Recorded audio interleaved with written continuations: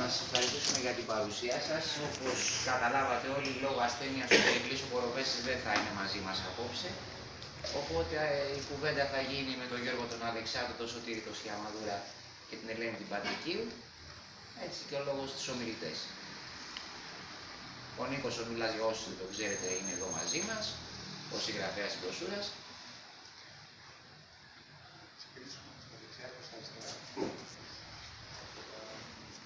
Όπως θέλετε. Μπορεί να είναι και αριστερά μου στα δεξιά, αναλόγως πώς το βλέπετε. Για τα δεξιά άλλωστε. Το φανταζόμουν.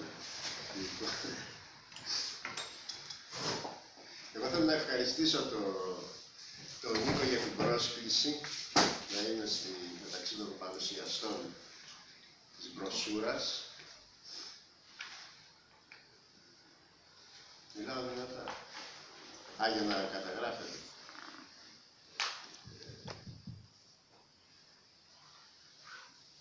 Τη διάβασα ηλεκτρονικά. Τώρα πήρα το αντίτυπο. Και με εξέπληξε γιατί θίγει ζητήματα τα οποία, αν και θα έπρεπε να βρίσκονται στην πρώτη γραμμή του ενδιαφέροντος εκείνου του κόσμου που λέει ότι ή που ειλικρινά έχει αναζητήσει σε σχέση με την ανάλυση της πραγματικότητας που ζούμε και ανησυχία και αγωνία σχετικά με τους όρους που θα μπορούσαν να επιτρέψουν παρέμβαση τέτοια ώστε να υπάρξει μια άλλη προοπτική. Στην μπροσούρα αυτή τίθενται ερωτήματα. Τίθενται ερωτήματα, υποκρύπτονται απαντήσεις, δεν ομολογούνται, σαφώς, και αυτό είναι το εξαιρετικά θετικό, καθώς δίνεται η δυνατότητα στον αναγνώστη, στην αναγνώστρια, να σκεφτεί πάνω στα ζητήματα που θίγονται, τα οποία, όπως είπα και πριν, είναι κέρια. Κέρια με την έννοια πια. Υπάρχει, βιώνουμε, αυτή τουλάχιστον είναι η δική μου η εκτίμηση, βιώνουμε μια εποχή, μια μακρόχρονη περίοδο βαθιάς κρίσης και της αριστεράς και του εργατικού και λαϊκού κινήματος, αλλά και του μαρξισμού σε παγκόσμιο επίπεδο, που συνοδεύεται από αναδιαρθρώσεις και στο κοινωνικό σώμα επίσης σε παγκόσμιο επίπεδο. Αναμετριόμαστε, είμαστε υποχρεωμένοι να αναμετρηθούμε με βεβαιότητες του παρελθόντος, είμαστε υποχρεωμένοι να θέσουμε σε αμφισβήτηση και σε επανεξέταση ζητήματα τα οποία θεωρούσαμε ότι τα είχαμε λυμμένα, και από αυτή την άποψη τα ερωτήματα που θέτει το βιβλίο δεν μπορεί παρά να μας απασχολούν. Σκέφτομαι ότι υπάρχει ένα κεντρικό ζήτημα, το ζήτημα αυτό που πάνω σε ποια βάση κοινωνική μπορεί να στηριχτεί σήμερα η προοπτική μιας διεξόδου από αυτή την κατάσταση που ζούμε, που τα χαρακτηριστικά του στείνουν να τη διαμορφώσουν σε κατάσταση βαρβαρότητας. Αντιστοιχεί, υπάρχει δυνατότητα να αναφερθούμε στο επαναστατικό υποκείμενο, όπως έλεγε ένας παραδοσιακός μαρξισμός, σε μια κοινωνική δύναμη, θα έλεγα, όπως η εργατική τάξη, με τα χαρακτηριστικά εκείνα πια. Τα χαρακτηριστικά της εργατικής τάξης που περιγράφεται στο κεφάλαιο της εργατικής τάξης που ζήσαμε στον 20ο αιώνα, ποιες είναι αυτές οι αλλαγές στο εσωτερικό της ίδιας της εργατικής τάξης, οι οποίες σήμερα μας υποχρεώνουν να τα μελετήσουμε και να δούμε πραγματικά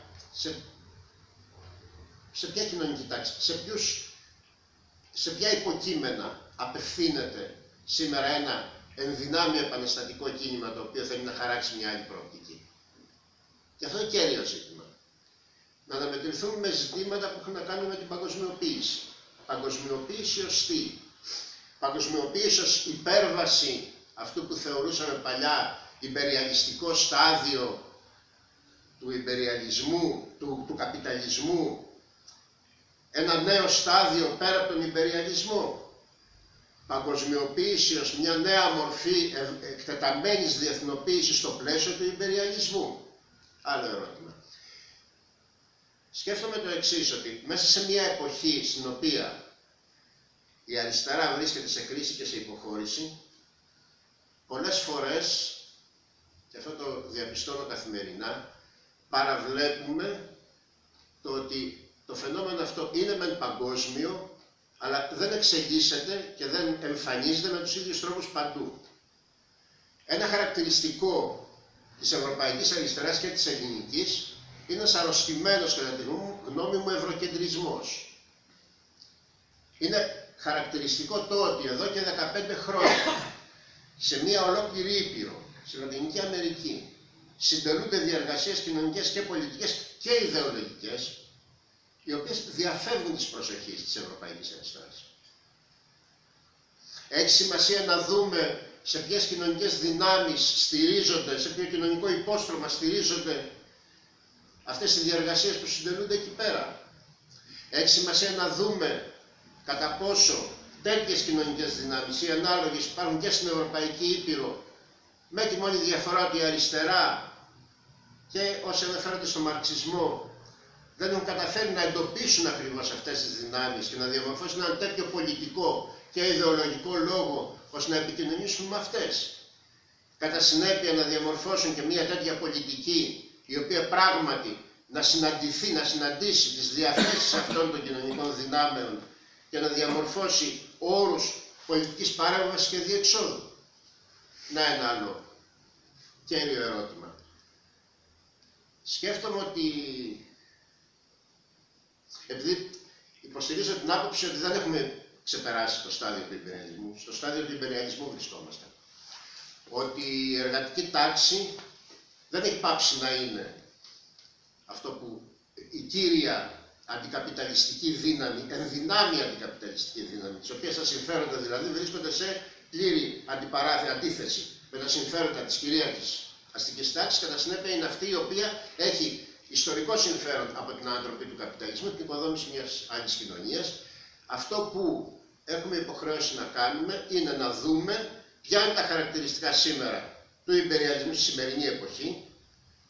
Εγκαταλείποντας, δεν χρειάζεται να εφεύρουμε όρους για να χαρακτηρίσουμε μια περίοδο η οποία είναι ενταγμένη με αυτά τα χαρακτηριστικά, καθώς ανατράπηκαν, δεν επιβεβαιώθηκαν θεωρίες διάφορες περί του τέλους των ιδεολογιών, τέλος της ιστορίας, τέλος της πάλης των τάξεων, τέλος της εργατικής τάξης.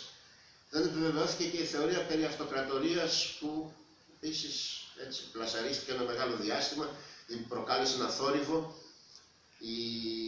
Τα γεγονότα αυτά που συμβαίνουν γύρω μας, ο ανταγωνισμός ο ενδοϊμπεριαλιστικός, οι συγκρούσεις μεταξύ υπεριαλιστικών δυνάμεων οδηγούν τελικά στο ότι στη διάψευση και αυτής της θεωρίας.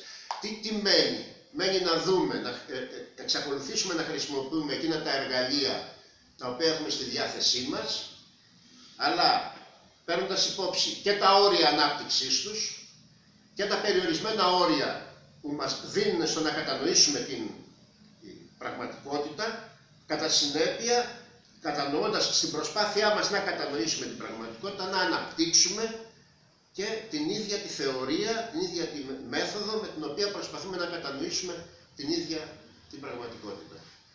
Θέλω να ευχαριστήσω και πάλι τον Νίκο και εσάς για την προσοχή σας. Να ευχαριστήσω και εγώ τον Νίκο με τη σειρά μου. Τα ζητήματα τα οποία θέτει είναι ζητήματα τα οποία συνήθως τα συζητάμε σε πιο κομματικά ακροατήρια. Και αυτό βεβαίως είναι σημαντικό ότι χρειάζεται, πρέπει να γίνεται. Από την άλλη, όταν εκεί πέρα έχουμε μια σειρά από περιορισμούς άλλου τύπου.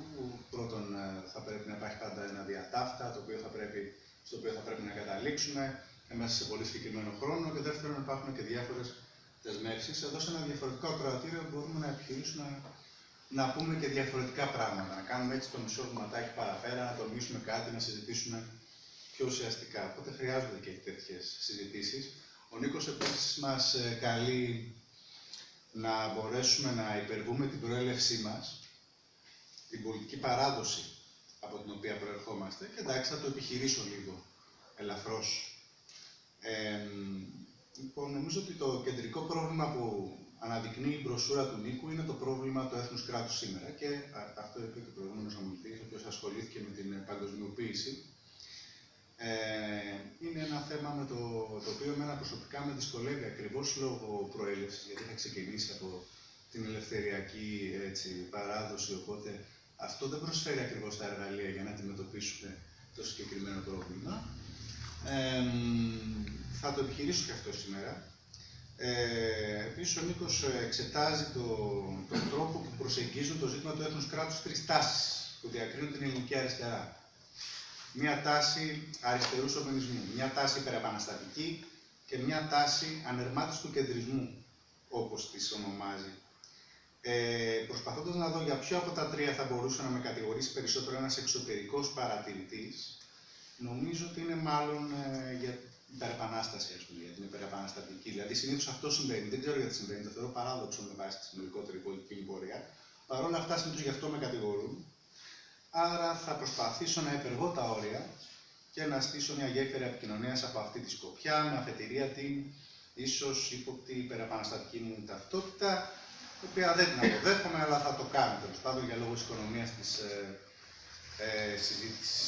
Είναι αυτό που λένε ότι σε αυτό που δηλώνεις, σήμερα θα είναι αυτό που με χαρακτηρίζουν συνήθως. Θα πρέπει όμως να βάλω και έναν αστερίσκο, ένα πρώτο ερωτηματικό, για να μπορέσει κανείς να εκτοξεύσει την κατηγορία για υπερεπανάσταση.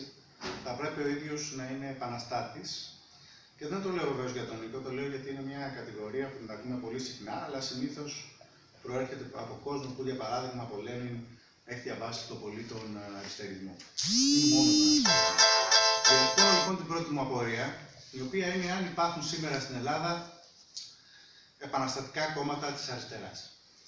Εάν και στην Ευρώπη της. Εάν με τον όρο επαναστατικά εννοούμε τα κόμματα που θέτουν την επανάσταση ως ορίζοντα της στρατηγικής τους για τον σοσιαλισμό, υπάρχουν πράγματι ορισμένες μειοψηφικές μάλλον δυνάμεις που εμπίπτουν στην κατηγορία. Κυρίως υιοθετούν ένα μεταβατικό πρόγραμμα ή μια καταγγελτική διαφωτιστική ρητορική που έχει τη λογική να οδηγήσει το σύστημα στα ωριά του ή να συσπυρώσει, να ριζοσπαστικοποιήσει τις μάζες και τέλος πάντων με αυτόν τον τρόπο να προετοιμάσει την επανάσταση. Να προετοιμάσουν την επανάσταση. Θα ήταν λοιπόν ακριβέστερο, ίσως να πούμε, ότι υπάρχουν κόμματα και οργανώσεις αριστεράς που εξακολουθούν να είναι ειλικρινά, με ειλικρινή τρόπο αντικαπιταλιστικά. Αλλά δεν έχουν τη μορφή και τη λειτουργία επαναστατικού κόμματος. Δεν έχουν την πρακτική επαναστατικού κόμματος. Τα κόμματα και οργανώσεις αριστεράς ελάχιστα αμφισβητούν την αστική νομιμότητα, εάν θέλουμε να είμαστε ειλικρινείς με τους εαυτούς μας. Άρα, στον βαθμό αυτό που δεν υπάρχουν τέλος πάντων, που δεν υπάρχουν επαναστάτες, αλλά έστω που είπα οι επαναστάτες δεν είναι και τόσο επαναστάτες, έτσι. Λοιπόν, στον βαθμό αυτό είναι και λίγο δύσκολο να μιλάμε για επαναστάτες. Είναι λίγο σχήμα οξύμορο. Υπάρχουν όμως αντικαπιταλιστές, οι οποίοι δυσκολεύονται να χαράξουν πολιτική στρατηγική και ένας λόγος είναι μάλλον ακριβώς η ελλειπής ανάλυση που έχουμε για το έθνος κράτος, το οποίο ωστόσο παραμένει και σήμερα ο βασικός χώρος πολιτικής αντιπαράθεσης.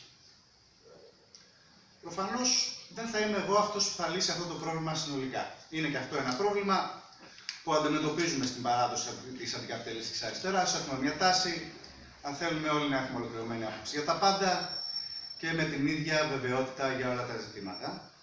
Και αντιστρόφως να αποδομείται από ποιος δεν το κάνει. Ας πούμε, αν κάνετε μια λάθος εκτίμηση για τον πόλεμο στη Συρία ή για τις εκλογές της ΗΠΑ, οι αντίπαλοι σας θα επιχειρήσουν με αυτό ως αφετηρία να εκμηδενήσουν τις τάσεις σας, να μηδενήσουν τις τάσεις σας απέναντι στο μνημόνιο στην Ελλάδα, ή απέναντι στις σκουριές στη Χαλκιδική, ή απέναντι στο χιτά στο γραμματικό. Αυτό είναι χαρακτηριστικό μιας μονιστικής, ορθολογιστικής σκέψης, μιας ολοκληρωτικής σκέψης, η οποία δεν έχει χώρο για αντιθέσεις, για αντιφάσεις, για σφάλματα και κανονικά δεν θα έπρεπε να υπάρχει στην αριστερά.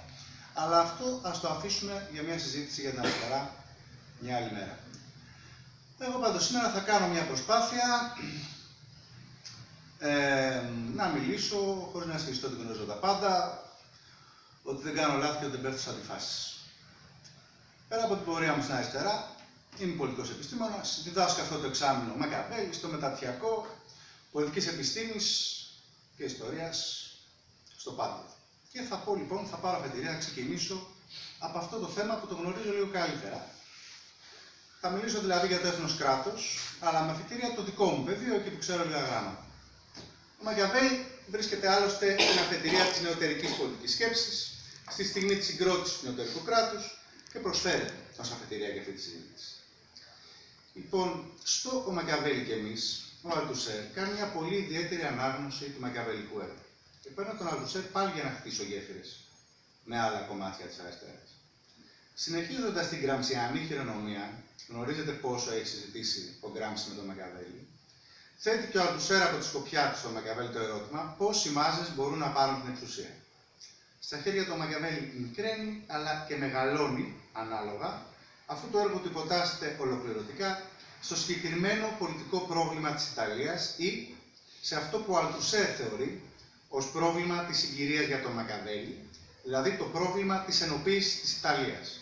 Το πρόβλημα του Ιταλικού έθνους κράτους, το πρόβλημα τελικά του έθνους κράτους. Απέναντι σε αυτή την ερμηνεία του Μακιαβέλη, οφείλει κανείς να σταθεί κριτικά, ειδικά στο βαθμό που το συγκεκριμένο πρόβλημα του Αλτουσέρ τείνει να εξαφανίζει συγκεκριμένα προβλήματα του Φλωρεντίνου. Παρ' όλα αυτά, ο τρόπος με τον οποίο διαβάζει ο Αλτουσέρ τον Μακιαβέλη, που είναι ο τρόπος που τον διαβάζουν και ο Χέγκελ και ο Γκράμψη, έστω με διαφορετικές αντιστοιχίσεις, μας προσφέρει ένα σχήμα χρήσιμο και σήμερα για τον τρόπο που προσεγγίζουμε το ζήτημα του έθνους κράτους. Πριν περάσουμε στον πυρήνα του σχήματος, πρέπει να πούμε ότι ο Αλτουσέρ δεν ξεχνά να σημειώσει εμφατικά ότι η δημιουργία ενός έθνους κράτους εξαρτάται από μια σειρά παράγοντες. Γλωσσικούς, πολιτισμικούς, γεωγραφικούς, διεθνείς κτλ. Και δεν δημιουργείται με διατάγματα. Ενώ λοιπόν υποστηρίζει τη γνωστή του θέση ότι σε τελική ανάλυση οι υλικές συνθήκες είναι καθοριστικές, φροντίζει να υπογραμμίσει τη σχετική αυτονομία και τη σημασία της κουλτούρας, της ηγεμονίας τελικά, χωρίς την οποία δεν μπορεί να δοθεί νικηφόρα κανένας αγώνας. Με ποια έννοια είναι λοιπόν καθοριστικές υλικές συνθήκες? Είναι καθοριστικές στο βαθμό που θέτουν το βασικό πολιτικό πρόβλημα της συγκυρίας. Είπαμε και νωρίτερα ότι το βασικό αυτό πρόβλημα για την ερμηνεία του Μακιαβέλη που επιχειρεί ο Αλτουσέρ είναι η ενοποίηση της Ιταλίας. Αυτό όμως για τον Αλτουσέρ δεν είναι ένα πρόβλημα που τίθεται αφαίρετα, είναι ένα πρόβλημα με συγκεκριμένη υλική βάση. Και η υλική αυτή βάση είναι η ανάγκη της αναδυόμενης αστικής τάξης να διαθέτει μια ενιαία αγορά, όπου να πουλάει τα προϊόντα της και να εκμεταλλεύεται ανεμπόδιστα και προνομιακά τις πρώτες ύλες και την εργατική δύναμη. Με αυτή την έννοια, σε αυτή την απομονωμένη στιγμή τουλάχιστον, οι υλικές συνθήκες θέτουν το πρόβλημα της ενιαίας αγοράς για την αστική τάξη, το οποίο μπορεί να απαντηθεί με πολλούς τρόπους, ανάλογα με τους υπόλοιπους παράγοντες, τη γλώσσα, τη θρησκεία, τη γεωγραφία κτλ. Αρκεί να απαντηθεί. Αυτή είναι μια τυπική μαρξιστική θέση. Διατυπώνει ο Μάρξ 18η Μπριμέ. Οι άνθρωποι δημιουργούν την ίδια τους την ιστορία, αλλά δεν τη δημιουργούν από κομμάτια που τους αρέσουν, ούτε μέσα σε συνθήκες που ήδη διαλέγουν, αλλά μέσα σε άμεσα επαρκτές, δοσμένες και από το παρελθόν κληροδοτημένες συνθήκες. Και την αναδιατυπώνει, για παράδειγμα, επίσης, ο Κορνήλιος Καστοριάδης της περίοδου του σοσιαλισμού στη βαρβαρότητα, λέγοντας ότι στην ιστορία υπάρχει δημιουργία εκ του μηδενός, εξ νίχιλο, αλλά όχι στο μηδέν, όχι cum nihilo. Η πράξη αναπτύσσεται σε ένα προϋπάρχον πλαίσιο. Αυτό είναι μάλλον ένα από τα υλικά του μαρξιστικού οικοδομήματος, θα ήταν πολύ χρήσιμο να κρατήσουμε και σήμερα. Όλο αυτό έχει εξαιρετικό ενδιαφέρον, γιατί η ίδια ανάλυση που οδήγησε Έλληνες μαρξιστών συμπεριλαμβανομένων και του Γκράμψη και του Αλτουσέρ να θέσουν στο επίκεντρο την πάλη για την ηγεμονία στο επίπεδο του έθνους κράτους, θα μπορούσε σήμερα να οδηγήσει σε λίγο διαφορετικά συμπεράσματα. Εάν θεωρήσουμε το έθνος κράτος ως την ιστορική πραγμάτωση της ανάγκης της αστικής τάξης για μια ενιαία αγορά, όπου να μπορεί να πουλά τα προϊόντα της και να εκμεταλλεύεται πρώτες ύλες και εργατικό δυναμικό χωρίς εμπόδια και προνομιακά, καταλαβαίνουμε την ιστορική σημασία που έχουν για παράδειγμα συμφωνίες όπως η ΣΕΤΑ, οι οποίες θεσμοθετούν την αφαίρεση της βάσης από το οικοδόμημα έθνος κράτος. Μια αφαίρεση η οποία βεβαίως έχει προηγηθεί. Υπάρχει ίσως η βάση λοιπόν για υπερεθνικές αυτοκρατορίες. Υπάρχει ίσως η βάση για ομοσπονδίες. Υπάρχει ίσως η βάση για μέγα εθνικά κράτη, έτσι, με αυτοκρατορικές επιδιώξεις υπεριαλιστική πολιτική. Όπως είναι η ΗΠΑ, η Ρωσία, η Κίνα. Αλλά το κεφάλαιο εξακολουθεί να έχει τις καταθέσεις του στα νησιά Κέιμαν, τα εργοστάσια του στην Κίνα και να φορολογείται στο κάθε Λουξεμβούργο. Γνωρίζουμε βεβαίως ότι η σχέση βάσης επικοδομήματος δεν είναι γραμμική. Αυτά δεν έχουν άμεσα συνέπειες, αλλά συνέπειες οι οποίες εκτείνονται σε δεκαετίες και εκατονταετίες. Και βλέπουμε διαφορετικές μορφές κοινωνικής οργάνωσης να συνυπάρχουν στη μακρά ιστορική περίοδο. Η τάση όμως παραμένει. Η Φλωρεντία και η Βενετία συνέχισαν να αγωνίζονται, αλλά ο αγώνας με τις συγκεντρωτικές μοναρχίες ήταν άνισος και δεν μπορούσε να κερδιθεί. Η αστική τάξη της Φλωρεντίας γίνεται τελικά κομμάτι της ενιαίας Ιταλικής αστικής τάξης. Δίνει αυτή την απάντηση στο πρόβλημα. Αντίστοιχα, η αστική τάξη της Γαλλίας τείνει να γίνει κομμάτι της ενιαίας ευρωπαϊκής ή ευρωατλαντικής ή στο σενάριο με τις λιγότερες πιθανότητες ευρωασιατικής αστικής τάξης. Αλλά δεν μπορεί να εξυπηρετήσει τα συμφέροντά της στο πλαίσιο του γαλλικού έθνους κράτους αποκλειστικά. Δεν υπάρχει πια η βάση, εισαγωγικά έστω, που στήριξε το επικοδόμημα του γαλλικού, του ιταλικού, του ελληνικού αστικού έθνους κράτους. Το τι σημαίνει αυτό για τους εργαζόμενους? Όταν τα δικά μας δικαιώματα περιορίζονται στα όρια της πάτριας γης, μπορεί ίσως να μας βοηθήσει να το καταλάβουμε η θέση του δουλοπάρικου δεμένου στη γη ενός φέουδου την εποχή της συγκεντρωτικής μοναρχίας. Διπλή καταπίεση και μεταφορά του κόστους των νέων καθεδρικών της εξουσίας στις πλάτες των υποζυγίων. Σημαίνει όμως και κάτι άλλο. Σημαίνει ότι αν συζητήσουμε με τον Μακιαβέλη με τον τρόπο που το έκαναν ο Γκράμς και όλοι τους αναδύεται ως εξαιρετικά πιθανό το συμπέρασμα ότι απέναντι στις νέες πολυεθνικές αυτοκρατορίες, οι εξεγέρσεις των εθνών κρατών είναι μεν εφικτές, αλλά δεν μπορούν να έχουν καλύτερη τύχη μεσοπρόθεσμα από τις προσπάθειες π.χ. των πόλεων κρατών της Ιταλίας να αντισταθούν στις κεντρωτικές μοναρχίες της εποχής. Εκτός και αν δεχτούμε θεωρία περί ντόμινο, που είναι όμως ιστορικά συγκεκριμένη και που δεν οδηγεί έτσι κι αλλιώς σε εθνική κράτη, αλλά σε σοσιαλιστικές ομοσπονδίες. Η διαφορετική ανάγνωση της συγκυρίας οδηγεί και σε διαφορετικά καθήκοντα. Οι εξεγέρσεις που συντάραξαν το σύστημα την εποχή της συγκρότησης των συγκεντρωτικών μοναρχιών ήταν αυτές οι οποίες κατάφεραν να πάρουν εθνικές διαστάσεις από άποψη μεγέθους. Π.χ. ο πόλεμος των χωρικών και πολύ αργότερα ο Αγγλικός Εμφυλίος πόλεμος. Δηλαδή αγώνες στο νέο επίπεδο. Αντίστοιχα και εμείς, στις νέες αυτές συνθήκες που ξεπερνούν το έθνος κράτος, θα απειλήσουμε πραγματικά μόνο όταν καταφέρουμε να συντονίσουμε αγώνες που να ξεπερνούν τα εθνικά σύνορα. Αυτό βεβαίως δεν σημαίνει ότι το έθνος κράτος πάβει να αποτελεί πεδίο πάλης. Όπως και ο Δήμος δεν έπαψε ποτέ να είναι. Πιθανότατα όμως πάβει να είναι το αποφασιστικό, το κρίσιμο. Και πρέπει να εντοπίζουμε τα όρια. Πρέπει να εντάσσουμε τους αγώνες που γίνονται στο επίπεδο του έθνους κράτους σε μια διεθνή στρατηγική και να προσπαθούμε να συνδέουμε τα διάφορα επίπεδα. Και πιθανότατα θα μας ήταν χρήσιμη μια μεταβατική απάντηση και για το πρόβλημα του έθνους κράτους. Μια απάντηση που να ανταποκρίνεται στη συγκυρία. Ας πούμε, όταν μας τίθεται το πρόβλημα να φύγουμε από το ευρώ και την ΕΕ, διότι δεν έχουμε περιθώρια πολιτικής, αριστερής πολιτικής, πρέπει με κάποιο τρόπο να απαντήσουμε που θα πάμε. Αυτό είναι ένα ερώτημα το οποίο μας το θέτουν διαρκώς. Η απάντηση σε αυτό το ερώτημα δεν μπορεί να είναι ότι θα γυρίσουμε στο έθνος κράτος. Γιατί δεν υπάρχει βάση για αυτό το πράγμα. Δεν μπορεί επίσης να είναι ότι θα πάμε γενικά και αφηρημένα στον αντικαπιταλισμό. Η στρατηγική μας μπορεί να κυκλώνει τον αντίπαλο, αξιοποιώντας όλα τα πεδία άσκησης πολιτικής. Το επίπεδο των Δήμων, το επίπεδο των εθνών κρατών, το επίπεδο των κινημάτων. Πάνω στο χάρτη της κυριαρχίας πρέπει να χαρακτεί βαθιά ένα δίκτυο τόσο πυκνό που να τον σβήνει. Ένα δίκτυο διαρκούς μετακίνησης και επικοινωνίας, διαρκούς και πραγματικής αλληλεγγύης. Πρέπει να φτιάξουμε ένα νέο χάρτη με δήμους, με γειτονιές, με αυτοδιαχειριζόμενα εργοστάσια, με κράτη, αν υπάρχει κάποιο που χωράει και για όσο καιρό χωράει, με οργανώσεις, με αγώνες, που να τα δίνουν πολύ συγκεκριμένες υλικές και ανθρώπινες, συμβολικές και πρακτικές διαγώνια. Ξέρουμε άρα λίγο πολύ από πού να ξεκινήσουμε. Και ξέρουμε κιόλας λίγο πολύ, αρκετοί από εμάς ας πούμε, και όπου θέλουμε να πάμε. Σε μια κοινωνία πραγματικής δημοκρατίας και κοινωνικής δικαιοσύνης. Αυτό που εξακολουθεί να λείπει είναι το ενδιάμεσο και αυτό θα πρέπει να μπορέσουμε να το μελετήσουμε κατά περίπτωση, να το δούμε συγκεκριμένα. Ας πούμε στην ελληνική περίπτωση, αν προσπαθήσουμε να φτιάξουμε, να δούμε ποιο θα μπορούσε να είναι ένα μεταβατικό σημείο θα μπορούσε να ενταχθεί γενικότερα στο πρόγραμμα μιας αριστεράς. Νομίζω ότι σε ένα τέτοιο ακροατήριο μπορούμε να βάλουμε μια τέτοια νότα, μια τέτοια επιμελία.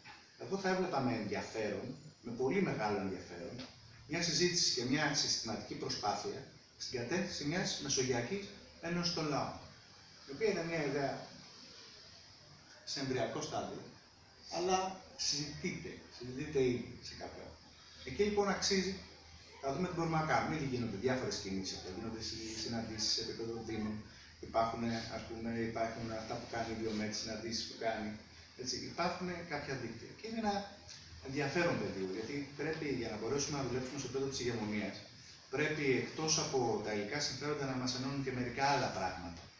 Και αυτό σε κάποιο βαθμό μας το προσφέρει η Μεσόγειος. Είναι λοιπόν αυτή θα μπορούσε να είναι μια ιδέα, αλλά την αναφέρω εδώ ως παράδειγμα περισσότερο και ως μια πιθανή εναλλακτική.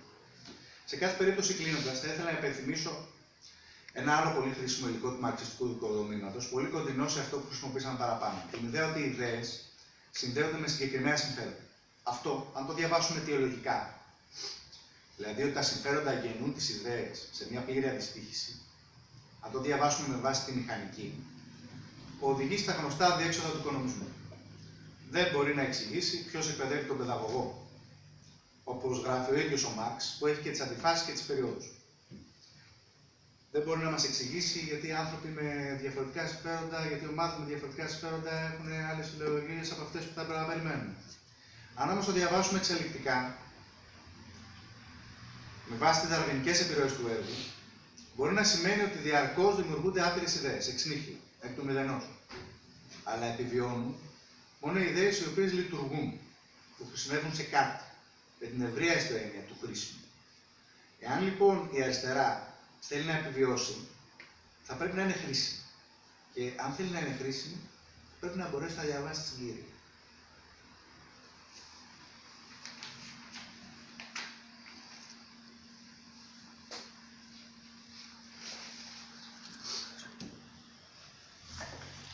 Καλησπέρα.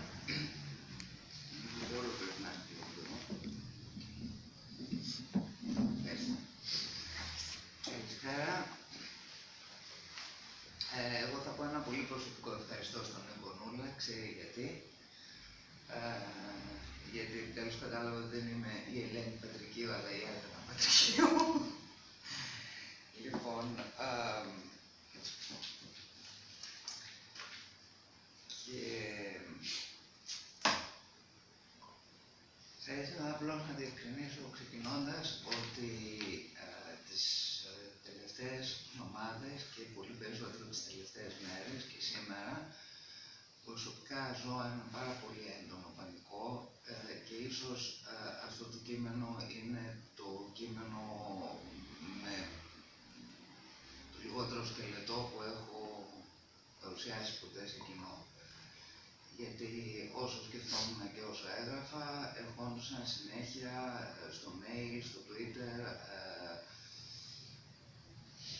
ειδήσεις από επιθέσεις σε μικρά παιδιά στην Αφρική, ειδήσεις από επιθέσεις σε γυναίκες, σε κάποιες που ξέρω, έστω και από μακριά, η απελπισία πάρα πολλών γυναικών, ιστορικών, πανεπιστημιακών, που δεν ξέρουν πώς θα ζήσουν πια χωρίς το Ομπαμακέρ. Και δεν ήταν εύκολο.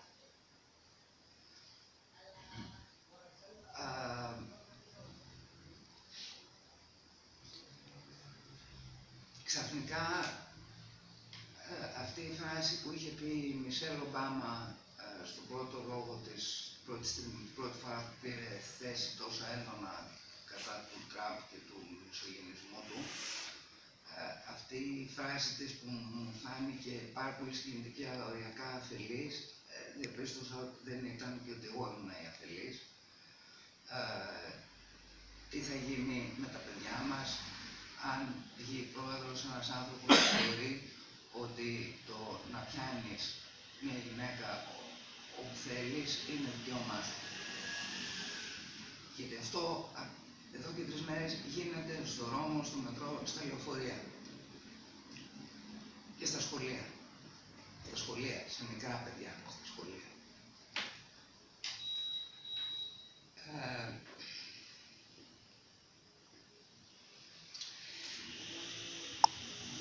Λόγω ιστορικής διαστροφής βρήκα πάρα πολύ ενδιαφέρον το παράρτημα της μπροσούρας του Νίκου και η αναφορά του στα κείμενα των συνεδρίων της Δεύτερης Διεθνούς στην περίοδο από το 1905 μέχρι το 1911, παραμονές του πολέμου. Και το βρήκα πάρα πολύ ενδιαφέρον γιατί είναι κείμενα με τα οποία έχω ασχοληθεί κυρίως λόγω Λουξεμβούργ και γιατί βρίσκω ότι είναι μια μικρή έλλειψη μνήας στο όνομά της και ενδεχομένως στη θέση της. Και ακριβώς επειδή το κείμενο του Νίκου Μούλα θέτει με πάρα πολύ εμφατικότητα και το θέμα της αποικιοκρατίας και το θέμα του υπεριαλισμού, κυρίως όσον αφορά το πώς θα επεξεργαστούμε και πώς θα αντιμετωπίσουμε πολιτικά και πρακτικά το θέμα της μετανάστευσης και των προσφύγων, ίσως είναι χρήσιμη μία υπενθύμηση του γεγονότος ότι η μεγάλη διαφωνία της Λουξεμβούργ με τον Κάουτσκι και με το S5 στην περίοδο αυτή της Δεύτερης Διεθνούς έχει να κάνει με την κρίση του Μαρόκου. Έχει να κάνει δηλαδή με την προσπάθεια της αυτοκρατορικής Γερμανίας να δημιουργήσει ένα σπάσιμο στην απόλυτη κυριαρχία της Αγγλίας και της Γαλλίας στη Μεσόγειο και στην Αφρική, βάζοντας πόδι στο Μαρόκο. Το οποίο εκείνη τη στιγμή, στην πρώτη κρίση του Μαρόκου το 1905-1906 είναι γαλλικό προτεκτοράτο, μετά το 1911 πια είναι τελείως γαλλικό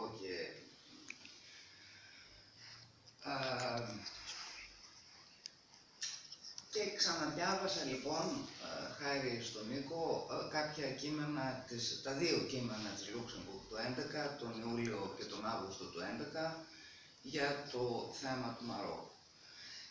Το δεύτερο κείμενο είναι το πολύ πιο ενδιαφέρον, αλλά με την παρούσα συγκυρία εμένα μου φάνηκε πολύ πιο επίγον να θυμίσω το μικρό αυτό κείμενο που γράφεται τον Ιούλιο, 24 Ιουλίου του 2011, ως κριτική στο S5 για την υπονόμευση της προσπάθειας να γίνει μια έκτακτη συνεδρίαση της Δεύτερης Διεθνούς με τους Γάλλο-Ισπανούς και τους Εγγλέζους για το θέμα του Πάνθυρα και γενικώς της παρέμβασης της Γερμανίας στο Μαρόκο.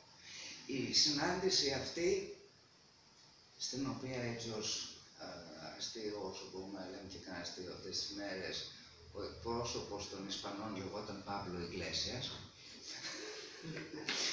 Προφανώς πρέπει να υπάρχουν εκατομμύρια Παύλοι Ιγκλέσιας στο τηλεφωνικό κατάλογο της Ισπανίας, αλλά εντάξει, γελάσω δεν το συναντά σήμερα. Λοιπόν, τη συνάντηση αυτή για να γίνει μια κοινή θέση κατά του μιλιταρισμού και της αποικιοκρατίας, την μποϊκοτάρει το S5, το πολιτικό γραφείο του S5, όχι αναφερόμενο με σαφήνεια σε αυτό, αλλά όπως λέει καθαρά η Λουξεμβούργ, εμέσως πλην σαφέστατα, γιατί είναι προεκλογική περίοδος στη Γερμανία, είμαστε σε πάρα πολύ καλή φάση για τις εκλογές και δεν πρέπει να υπονομεύσουμε την εκλογική μας επιτυχία. Και αυτό είναι τόσο αηδιαστικά μόνιμο. Μα τόσο αηδιαστικά μόνιμο που σε πιάνει μια απίστευτη αποθάρρυνση.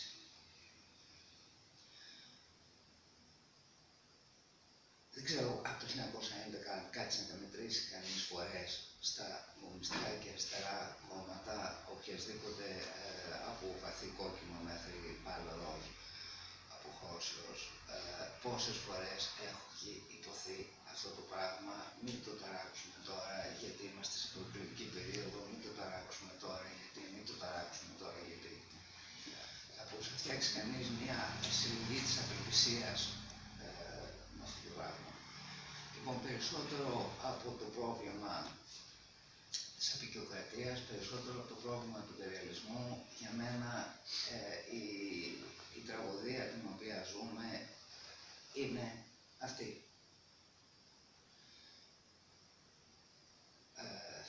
Από εκεί και ύστερα,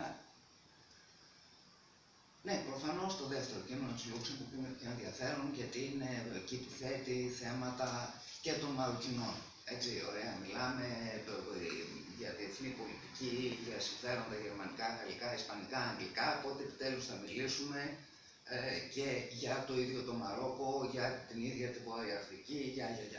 Υπενθυμίζω επίσης, γιατί αυτό μας βοηθάει ίσως καλύτερα να καταλάβουμε γιατί έγινε ο Πρώτος Παγκόσμιος Πόλεμος, ότι μία από τις πρώτες πράξεις του Πρώτου Παγκοσμίου Πολέμου ήταν η κατάληψη από τους Αγγλογάλους του Καμερούν, δηλαδή της βασικής και ίσως μόνης, δεν ήταν μόνη, όχι, αλλά ήταν βασική, ναι, στην Κεντρική Αφρική ήταν μόνη, αποικίας Γερμανών. Άρα ίσως σε αυτό το πόλεμο που κανένας δεν έχει καταλάβει γιατί άρχισε, ίσως ξεκαθαρίζουν και κάποια πράγματα. Εν πάση περιπτώσει, θέλω να πω όμως, επειδή τοποθετήθηκες και μου θύμισε, πες, ξαναξεκινάγαμε πρόβες για το μανιφέστο με τους ηθοποιούς που είπαμε με τους πρώτους όρους να πει ο καθένας από πού προέρχεται πολιτικά, ίσως έχει ένα νόημα. Λοιπόν, επειδή εγώ είμαι πιο σοσιαλδημοκράτησα παρόλα αυτά της παρέας, δεν ξέρω πόσο, αλλά όσο, να πω ότι υπάρχει μια πάρα πολύ σαφής διαφορά, κατά τη γνώμη μου, ανάμεσα στη γερμανική αποικιοκρατία της αυτοκρατορικής Γερμανίας και στον τρόπο με τον οποίο ζούσαν, δεν το λέω τώρα από ιστορική μιζέρια, ζούσαν την αποικιοκρατία οι Γάλλοι ή οι Ισπανοί. Τι θέλω να πω με αυτό? Θέλω να πω ότι βεβαίως υπάρχει ένα πρόβλημα κεντρικής πολιτικής ενός κράτους που κάνει αποικιοκρατική πολιτική και ποια θέση θα πάρουμε, και να μην ξεχνάμε ότι η θέση του Γαλλικού Κομμουνιστικού Κόμματος και πριν από το δεύτερο παγκόσμιο πόλεμο, αλλά και μετά στον πόλεμο της Αλγερίας, ήταν στα όρια του κατάκτιστου. Αλλά από την άλλη μεριά, άλλωστε αυτός ήταν ο λόγος που προπολεμικά και ο Καμία έφυγε από το Γαλλικό Κομμουνιστικό Κόμμα, αλλά να μην ξεχνάμε από την άλλη μεριά ότι ειδικά οι αποικίες της Βόρειας Αφρικής και στη Γαλλία είχαν το περίεργο παράδοξο σε σχέση, ας πούμε, με την αγγλική αποικιοκρατία, να έχουν έναν γαλλικό εργατικό και αγροτικό πληθυσμό εγκατεστημένο εκεί. Μεγάλο. Ένα μεγάλο πληθυσμό φτωχών Γάλλων, προλετάριων Γάλλων ή αγροτών Γάλλων και κυρίως Γάλλων από το 1000 κομμουνάρων είτε του 71 είτε του 48, οι οποίοι μεταφέρθηκαν εξόριστοι εκεί. Άρα θέλω να πω ότι ακόμα και για χώρες όπως η Γαλλία χρειάζεται κάποιες φορές να βγαίνουμε από τις ευκολίες και τα στερεότυπα αποικιοκρατική χώρα, είναι αυτό. Ας πούμε η Αγγλία δεν είχε ποτέ πραγματικά πληθυσμό στην Ινδία. Έτσι, είχε μεταφέρει απλώς κάποια εμπορικά γραφεία και κάποια διοίκηση. Δεν είχε ένα πραγματικό πληθυσμό που ζούσε εκεί και που 100 χρόνια μετά αισθανόταν ότι αυτός είναι ο χώρος του. Και έτσι δεν είχε και έναν πληθυσμό ο οποίος να ανακατεύτηκε με τον πληθυσμό των Ινδικών κρατών και να δημιουργεί, ενώ αντίθετα στην Γαλλία αυτό συνέβη και στο Μαρόκο και στην Αλγερία και στην Τινησία και φαίνεται και στον τρόπο με τον οποίο εξελίχθηκαν οι αντιαπικιοκρατικοί αγώνες σε αυτές τις χώρες. Ένα αυτό. Δεύτερον, θεωρώ παρόλα αυτά λοιπόν ότι η δική μας θέση πια ως αριστερών ελληνικής προέλευσης, ό,τι και αν σημαίνει αυτό, οφείλει να είναι λίγο πιο, να κρατάει λίγο περισσότερο τις αποχρώσεις, διότι κακά τα ψέματα, όποια και αν είναι η σχέση μας με τις ευρωπαϊκές δυνάμεις τα τελευταία 200 χρόνια, δεν είμαστε στο κλαμπ των επικεντρωτικών δυνάμεων, έχουμε μια άλλη ιστορία και νομίζω ότι δεν υπάρχει κανένας λόγος να ξεχνάμε ότι είμαστε οριακά μία από τις απικίες. Ή, εν πάση περιπτώσει, και δεν μιλάω τώρα με την κρίση, μιλάω εδώ και 200 χρόνια, είμαστε από αυτά τα κρατήδια που ανήκουν σε σφαίρες επιρροής, που εκείνο, λοιπόν, όλα αυτά είναι γνωστά, δεν υπάρχει λόγος να τρώμε το χρόνο πάνω σε αυτό. Με εκπλήσει όμως πάντα το γεγονός ότι όταν κάνουμε κριτική και προσπαθούμε να διαμορφώσουμε μια γραμμή απέναντι στις ελληνικές επίσημες πολιτικές, αυτό το πράγμα το ξεχνάμε. Κάνουμε κριτική για τη θέση μας στο ΝΑΤΟ, σαν να είμαστε επίσης όροι στο ΝΑΤΟ. Δεν είμαστε επίσης όροι στο ΝΑΤΟ, είμαστε ουραγοί στο ΝΑΤΟ. Είμαστε, πώς το λέμε, σαν τα νησιά εκείνα τα διάφορα όταν ξεκίνησε ο Μπούς την συμμαχία των προθήμων που περνάγαν από κάτω στο CNN, κάτι απίθανο ακριβώς. Έτσι, και που λέγανε ναι και εμείς μαζί είμαστε, σιγά τα αυγά. Λοιπόν, δεν είμαστε ακριβώς έτσι, αλλά είμαστε πολύ πιο κοντά σε αυτό, εν πάση περιπτώσει, από το να είμαστε μια δύναμη υπεριαλιστική, απεικιοκρατική και όλα τα υπόλοιπα. Δεν είμαστε αυτό. Είμαστε αυτοί που υφίστανται τις συνέπειες. Επίσης, μία απλώς μικρή παρένθεση. Κάνεις αυτή την νήξη για το μισοβάρβαροι, μισοπολιτισμένοι λαοί σε αυτό του Μάρξ, σε αυτό το παράρτημα, το οποίο δεν υπάρχει μόνο σε αυτό το κείμενο, υπάρχει ήδη και στο μανιφέστο.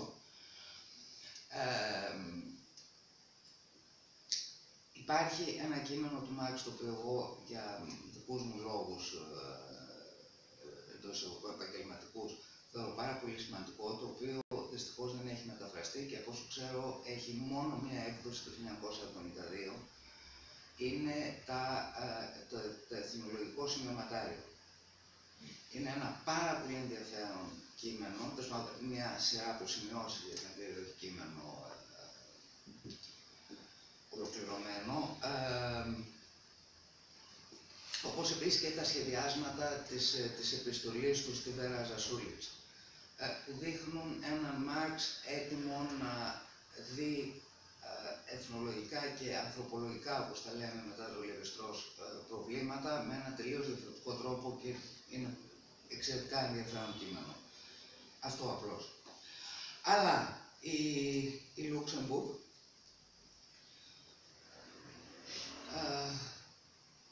Λούξεμβουργκ εμένα με πάει σε αυτό που περισσότερο με καίει και που δεν είναι μόνο ο αυτορμητισμός των μαζών, δεν είναι μόνο το θέμα της δημοκρατίας, είναι αυτά πάρα πολύ, αλλά είναι και το πρόβλημα του φεμινισμού.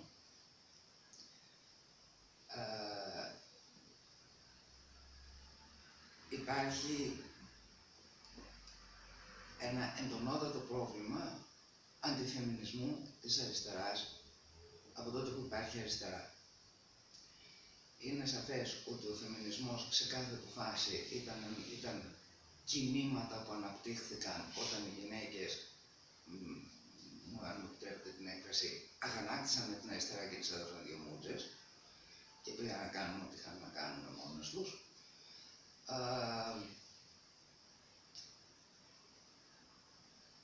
Η Λούξεμβουργκ υπέστη ανατριχιαστική επίθεση, κτηνώδη επίθεση από την ηγεσία του SPD. Υπάρχει στην αλληλογραφία του Κάουτσκι, υπάρχει στην αλληλογραφία του Πέπελ, ο τρόπος με τον οποίο μίλαγαν για αυτήν και για την Τσέτκιν είναι ανατριχιαστικός. Η μόνιμη έκφραση που την προσδιόριζε, χωρίς καν το όνομά της, ήταν η κουτσή μαϊμού. Και το μόνιμο πρόβλημα που είχαν επί χρόνια ο Κάουτσκι και ο Βέμπερ και όλη η ηγεσία του S5 ήταν ότι με αυτές τις γυναίκες που η διάθεσή τους αλλάζει 2 φορές το μήνα, δεν μπορείς να βγάλεις άκρη και να ξέρεις τι θα σου βγάλουν. Είμαστε ακόμα σε αυτή τη φάση. Είμαστε ακόμα σε αυτή τη φάση. Και το μόνο πράγμα που θα είχα να πω για το θέμα της μετανάστευσης και των προσφύγων είναι ότι με αριθμούς, γιατί δεν το ξανακοίταξα, αλλά με αριθμούς του 2009 υπάρχουν 214 εκατομμύρια μετανάστες παγκοσμίως. Το 2009 το 49% των μεταναστών ήταν γυναίκες. Σήμερα είναι περισσότεροι, λόγω και προσφυγικού. Και επίσης η αρμόδια επιτροπή του ΟΗΕ επισημαίνει πάντα, υπογραμμίζει πάντα σε αυτούς τους αριθμούς ότι δυστυχώς η γυναικεία μετανάστευση είναι πιο κρυμμένη και είναι δυσκολότερο να υπολογιστεί αριθμητικά, ενδεχομένως να είναι επομένως τη μεγαλύτερη μετρική μετανάστευση. Ένα από τα προβλήματα που έχω όλα αυτά τα χρόνια με την αριστερά εν τη ευρεία ενία είναι ότι η ενασχόληση με τα προβλήματα των μεταναστών δεν και ο λόγος και οι πράξεις είναι σαν να υπάρχουν μόνο άντρες μετανάστες. Υπάρχουν πράγματα, το λέω για να εξηγήσω γιατί με αυτοχαρακτήρισα και ως σοσιαλδημοκρατική, σε σχέση, όχι σε απόλυτα μεγέθη, σε σχέση.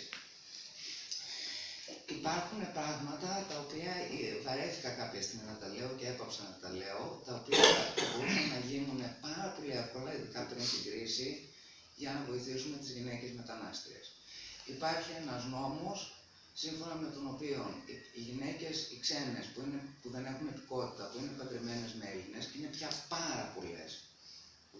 Προκειμένου να κάνουν ανανέωση της άδειας παραμονής, πρέπει να προσκομίσουν και επίσημη βεβαίωση του συζύγου ότι εκτελούν τα συζυγικά τους καθήκοντα. Αυτό αρνήθηκε ο συνασπισμός, ο ΣΥΡΙΖΑ, η ΚΟΕ και το γυναικείο τμήμα του ΣΥΡΙΖΑ να ασχοληθεί με αυτό το πράγμα. Ήταν αστείο το να ασχοληθείτε με αυτό το πράγμα, σιγά το δύσκολο. Είναι αυτά τα μικρά σοσιαλδημοκρατικά πράγματα που ενδεχομένως κάνουν τη ζωή μας λίγο καλύτερη μέχρι να έρθει ο ευτυχής παράδεισος. Όχι. Είναι τεράστιος, ή ήτανε μάλλον πρώτης κρίσης, τεράστιος ο αριθμός των γυναικών, και το ξέρετε όλοι, που δούλευαν σε σπίτια. Κράταγαν παιδιά, καθάριζαν σπίτια, κράταγαν ηλικιωμένους. Η Γαλλία είχε αυτή η καημένη σοσιαλδημοκρατική Γαλλία με τα καλά της και τα κακά της, είχε ένα νόμο ο οποίος επέτρεπε ανεξαρτήτως του εισοδήματος του φορολογούμενου, δηλαδή μπορούσε να αφορά από την κυρία Βερδινογιάννη μέχρι οποιαδήποτε από τις τρεις που είμαστε εδώ, να αφαιρέσεις το ποσό που δίνεις για μία γυναίκα Γαλλίδα η μετανάστρια που εργάζεται σε τέτοιου είδους δουλειές. Πράγμα που επέτρεψε αυτομάτως στους Γάλλους και στις γαλλικές οικογένειες να δηλώσουν στην κοινωνική ασφάλιση τις μετανάστριες ή τις Γαλλίδες που εργαζόντουσαν σε αυτές τις δουλειές και η ζωή να γίνει λίγο καλύτερη και για μας και για αυτές. Ήταν ειδικά πριν από την κρίση, θέλω να πω, που δεν υπήρχε όλη αυτή η ιστορία με την φορολογική επιδρομή και όλα αυτά τα πράγματα που έχουν καταλήξει τα πάντα. Ειδικά τότε ήταν ένα πράγμα πάρα πολύ απλό να το διεκδικήσεις. Σκόνταψε, όποτε το είπα τότε στο συνασπισμό και στο ΣΥΡΙΖΑ, σκόνταψε το γεγονός, όχι να μην είναι για όλες οι πλούσιες, να... παιδιά, έλεος δεν το κάνεις για τις γυναίκες που φορολογούνται, το κάνεις για τις μετανάστριες που δουλεύουν. Όχι. Δηλαδή, αυτό.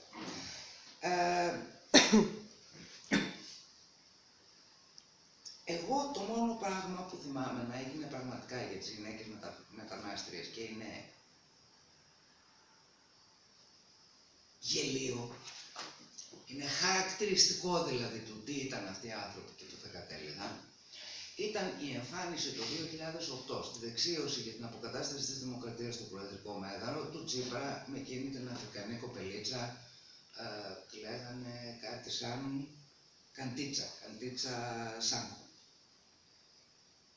Ήταν η μόνη αναφορά της αριστεράς στο ότι υπάρχουν γυναίκες μετανάστριες. Η μόνη. Θυμήστε μου μια άλλη, γιατί μπορεί να κινδυνεύω πια από Αλτσχάιμερ. Το ακόμα χειρότερο όμως δεν είναι αυτό. Το ακόμα χειρότερο ήταν, για να δει κανείς πόσο για το Θεαθήνη ήταν αυτό το πράγμα, είναι το γεγονός ότι μερικούς μήνες μετά, όταν άρχισε η προεκλογική εκστρατεία του 9, και ευτυχώς αυτό δεν το είδε πολλοί κόσμος, γιατί θα μας είχαν πάει με τις πέτρες ξανά, γιατί γινόταν κάποια απεργία στους διανομείς τύπου, είχε δώσει αυτή η κοπελίτσα μία συνέντευξη στο Εσπρέσο, λέγοντας ότι θέλει να γίνει μοντέλο και φωτογραφισμένη με κάτι νηφικά, με κάτι ανεκδίκητα, και λέγοντας πόσο ευγνωμονεί ένα ιδιωτικό πανεπιστήμιο που της έδωσε υποτροφία για να σπουδάσει. Η κοπελίτσα, δεν μου φταίει η κοπελίτσα, αλλά θέλω να πω, πήραμε την πρώτη νόστιμη κοπελίτσα που βρήκαμε μπροστά μας, δεν ασχοληθήκαμε με αυτές τις γυναίκες, δεν ασχοληθήκαμε με τη μοίρα αυτών των γυναικών, δεν ασχοληθήκαμε με τίποτα και προφανώς κάποιος την ώρα που σκοτωνόμασταν για το άρθρο 16 ή έστω λίγο μετά, βγήκε αυτό το πισόπλατο μαχαίρι, το οποίο δεν φταίει αυτή. Αυτός είναι ο τρόπος με τον οποίο η αριστερά, και φοβάμαι όχι μόνο η αριστερά του Τσίπρα, ασχολείται με αυτά τα πράγματα. Επομένως, για μένα μένει ένα πολύ μεγαλύτερο θέμα, που είναι το θέμα του πώς επεξεργαζόμαστε πραγματικά τα προβλήματα και εκτός πραγματικά από την διάθεση των ανθρώπων να κάνουν κοινωνικές ενέργειες και να προσφέρουν και να δώσουν και να οργανώσουν πράγματα σε μικρή κλίμακα, ο τρόπος με τον οποίο τα αντιμετωπίζουμε δεν βγάζει πουθενά. Εγώ αρνήθηκα προσωπικά να υπογράψω το κείμενο των ανθρώπων του πολιτισμού, της τέχνης και της χαζοχαρούμενης αντιμετώπισης της ζωής για τους μετανάστες απεργούς πείνας της Ηπατίας, για πάρα πολλούς λόγους. Ο πιο σοβαρός, εκτός του ότι πρόκειται περί ηλίου κειμένου, τύπου κρυσταλλικής έμπνευσης, όχι κρυστάλλης που φέρνει αυτό το πράγμα, τύπου τερφοβουκολικής εμπνεύσεως, ήταν ότι δεν υπήρχε απολύτως καμία αναφορά στις γυναίκες μετανάστριες και κυρίως, δεν θα πω ιερόδουλες γιατί με ενοχλεί βαθιά αυτή η λέξη, και κυρίως στις πουτάνες. Γιατί εγώ δεν ξέρω καμία έρευνα στον κόσμο ολόκληρο που να δείχνει ότι οι αριστεροί δεν προσφεύγουν στην πορνεία. Οι αριστεροί άντρες των πραγμάτων, με συγχωρείτε. Επομένως, έχω ένα πάρα πολύ σοβαρό πρόβλημα με κείμενα τα οποία αραδιάζουν πόσα πράγματα κάνουν οι μετανάστες στον τόπο μας, αλλά ξεχνάνε την πορνεία. Έχουμε μια θέση πάνω σε αυτό ή δεν έχουμε? Μας ενδιαφέρει αυτό ή δεν μας ενδιαφέρει? Το δεύτερο πράγμα με το οποίο είχα αντίρρηση ήταν ότι το κείμενο αυτό μιλούσε με έναν τρόπο σαν οι μόνοι που δουλεύουν να είναι μετανάστες, διότι έλεγε καθαρά ότι οι αγρότες κάθονται στα καφενεία και παίρνουν θανάση, ενώ οι μετανάστες δουλεύουν στα χωράφια, και ήρθε η κρίση και απέδειξε ότι κάποιοι Έλληνες δούλευαν και ότι υπάρχει μια ελληνική εργατική τάξη. Και δεν κατάλαβα ποτέ σε όλη αυτή την ιστορία γιατί η υπεράσπιση των μεταναστών έπρεπε να γίνει εις βάρος των Ελλήνων εργατών, με την έννοια ότι με αυτούς δεν ασχολούμαστε. Όταν δηλαδή δεν ασχολείσαι με το άλλο, η αντιπαράθεση σου γίνεται πάνω σε ποια βάση? Δηλαδή οι εκμεταλλευτές των μεταναστών ήταν οι γυναίκες που παίρναν μετανάστριες να τους κρατάνε τη γριά στο σπίτι, ήταν ποιοι είναι ακριβώς οι εκμεταλλευτές? Όταν δεν μπορείς να τους κατονομάσεις, γιατί αν τους κατονομάσεις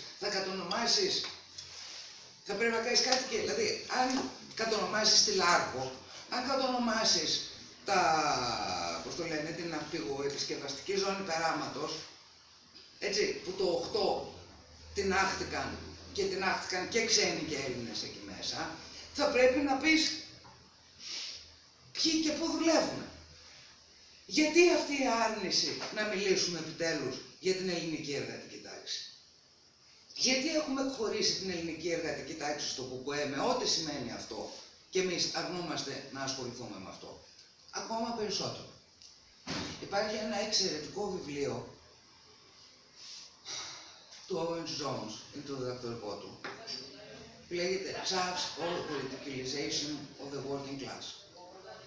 Είναι ένα βιβλίο αποκαλυπτικό από όλες τις πλευρές και το μόνο που θα ήθελα να του προσάψω είναι ότι δεν χρησιμοποιεί πουθενά τον όρο μεταμοντερνισμός. Από την εποχή της Θάτσερ και όχι μόνο στην Αγγλία, σε όλη την Ευρώπη τουλάχιστον και από ό,τι βλέπουμε αυτή τη στιγμή και στην Αμερική, υπάρχει μια συστηματική προσπάθεια γελιοποίησης και απαξίωσης της εργατικής τάξης. Και κυρίως σε χώρες που έχουν και έγχρωμους πληθυσμούς της λευκής εργατικής τάξης. Τα αποτελέσματα τα βλέπουμε και θα τα ζήσουμε. Η στάση αυτή ήταν σαφώς αντιδραστική, ήταν όλο αυτό το πράγμα ότι οι λευκοί εργάτες ζουν από τα επιδόματα και γιατί να πληρώνω εγώ το επίδομα του αλλού για να του δώσουν σπίτι στο Δήμο και γιατί να πληρώνω το επίδομα της Ελληνής επειδή κάνει παιδιά και όλο αυτό το πράγμα. Ωραία. Και ό,τι συνεπάγεται ως κόψιμο αυτών των πραγμάτων. Ο τρόπος όμως με τον οποίο η αριστερά, όχι επισήμως, όχι στα κείμενά της, όχι στις θέσεις της, αυτό δεν το είπε ποτέ, το είπε όμως με την αδιαφορία της και με τον απίστευτο συνοπισμό, τον οποίο υποθέτω το ξέρουμε όλοι, με τον οποίο σηκώνει το φρύδι απέναντι σε αυτούς τους ανθρώπους. Ήταν βαθιά μεταμοντερνιστική. Ήταν μεταμοντερνιστική ηθικά, αισθητικά, ιδεολογικά και πολιτικά.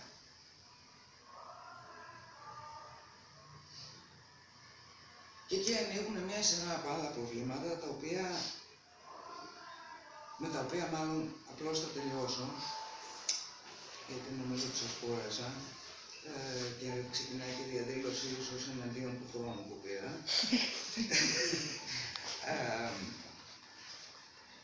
Σε όσον αφορά τους Έλληνες διανοούμενους και τους Έλληνες καλλιτέχνες, γιατί αυτός είναι ο χώρος που μπορώ να μιλήσω λίγο καλύτερα, λίγο με περισσότερη γνώση. Η συστηματική απόρριψη της γενιάς του 30, με ό,τι σημαίνει αυτό για μια ιδεολογία εθνούς κράτους στην νεότερη Ελλάδα, με ό,τι σημαίνει ή δεν σημαίνει, γιατί ήταν βαθιά μεταμοντερνιστική και βαθιά αντιδραστική και βαθιά ευρωκεντρική με έναν δουλειοπρεπέστατο τρόπο. Και φοβάμαι ότι αυτό θα το πληρώσουμε πάρα πολύ άσχημα, γιατί όποια και αν είναι η στάση μας και η ερμηνεία μας για το έθνος κράτος, οι άνθρωποι έχουν ανάγκη και από κάποιες αμπάλισες. Και εμένα μου αρέσει πάρα πολύ που βλέπω τον Καβάφη και τη Λουξεμβούργο εκεί και ο καθένας διαλέγει τις δικές του αμπάλιζες, αλλά κάτι πρέπει να πούμε και στον κόσμο, κάτι πρέπει να πούμε και στους εαυτούς μας, κάτι πρέπει να πούμε και στα παιδιά μας. Και απλώς τα πράγματα δεν είναι αστεία και όταν θα ερμηνεύουμε το τι έγινε στην Αμερική και το τι θα γίνει σε εμάς, όχι, ο μισογενισμός δεν είναι αστείο πράγμα και η Χίλαρη έχασε γιατί ήταν γυναίκα, κυρίως γι' αυτό. Και καλό κουράγιο. Και ευχαριστούμε πολύ τον όλα που μας έδωσε. Δεν θεώρησα σκόπιμο κάποια πράγματα που ήθελα να πω, τα έγραψα στη συγκεκριμένη μπροσούρα. Θα κάνω μόνο 2-3 αναφορές σε κάποια πράγματα που τέθηκαν από τους ομιλητές. Νομίζω αυτά που σε σχέση με αυτά που έβαλε πρώτα απ' όλα ο Γιώργος Αλεξάνδρος, και τον ευχαριστώ για τα καλά του λόγια και με ενθαρρύνουν πρώτα απ' όλα. νομίζω ότι πρέπει η όλη του λογική βρίσκεται στο να μελετάμε τις ιστορικές ρίζες τις ιστορικές ρίζες της αριστεράς και των διάφορων ρευμάτων της, έτσι ώστε να μπορούμε να μελετάμε το σήμερα με μεγαλύτερα εφόδια. Και νομίζω ότι αυτός ο τρόπος αντιμετώπισης πρέπει να μας διακατέχει. Δηλαδή δεν πρέπει να βρισκόμαστε σε κενό, λες και αυτά που συνέβησαν ήταν κάτι που έχουν τελειώσει και δεν επηρεάζουν εμάς ή δεν έχουν ρίζες ή απολύξει στο σήμερα. Σε σχέση με αυτά που είπε ο Σωτήρης, επίσης τον ευχαριστώ και για την εισήγηση που ετοίμασε την λεπτομερή. Έβαλε ένα θέμα σε σχέση με ευρύτερες συνενώσεις που υπερβαίνουν το έθνος κράτος, έτσι όπως σήμερα μειώνονται οι ηλικοί όροι δημιουργίας του, και έβαλε, ας πούμε, το παράδειγμα μιας μεσογειακής ομοσπονδίας, νομίζω το είπε Σωτήρη. Είναι Μεσογειακή Ένωση των Λαών που μπορούσε να αυτό που ενδιαφέρει, όταν θα μπορούσαμε να βρούμε κάποιο είδους μεταβατική λογική για να αντιμετωπίσουμε το ζήτημα του έθνους κράτους με τον ίδιο τρόπο που αντιμετωπίζουμε και όλα τα προβλήματα που έχουν να κάνουν με το πώς πηγαίνουμε από το σήμερα στο σοσιαλισμό. Αντίστοιχα, νομίζω ότι εκεί έχουμε ένα κενό. Δεν έχουμε σκεφτεί τόσο πολύ με τέτοιο τρόπο σε αυτό το θέμα. Και είναι μια Μεσογειακή Ένωση των Λαών που θα μπορούσε να είναι μια τέτοιου είδους απάντηση, κάτι που βεβαίως χρειάζεται επεξεργασία, που ακόμα είναι εντελώς στα ασπάρματα. Έχουν τεθεί κάποια τέτοια ζητήματα από αριστερά και κομμουνιστικά κόμματα και στο παρελθόν, αλλά τίθενται και σήμερα, όπως το ζήτημα της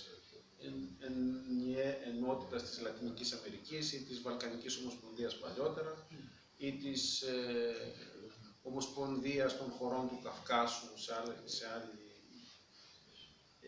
περιοχή κτλ. Αυτά όμως έχουν και ρίζες του παρελθόν. Και θεωρώ πάρα πολύ σημαντικό και βρίσκεται και εμένα στον πυρήνα της σκέψης μου το πόσο κομβικό είναι το ζήτημα του έθνους κράτους στις μέρες μας και το πώς θα επηρεάσει η μείωση της ισχύως του την ανάπτυξη των αγώνων, είτε την ανάπτυξη των αγώνων των προλετάριων, ας πούμε έτσι, ή αντίθετα πώς επηρεάζει τις πολιτικές των κυρίαρχων ή των ιμπεριαλιστών ή του υπέριου.